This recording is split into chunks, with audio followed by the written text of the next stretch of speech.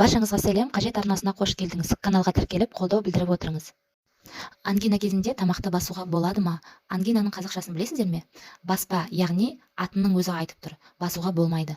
Ангина болған кезінде, көбінесе ірің болған кезінде бадамша бездерінде бактерия инфекциясы орналасады.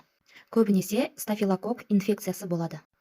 Ол біз бадамша безін басқан кезде, іріңді тазалаған кезде, іріңмен бірге көбінесе қан шығады, яғни қан тамырлары зақымданады. Қан тамырлары зақымданған кезде жаңағы стафилококк қанға түсіп кетеді. Қанға түскен жағдайда ол 3 жерді зақымдауы мүмкін. Бірінші, жүректі зақымдайды. Жүректің бұлшық еттерін кардитке алып келеді. Екіншісі, бүйректің шумақтарын зақымдайды, яғни гломерулонефрит. Үшіншісі, ревматоидный артрит, буындарды зақымдайды.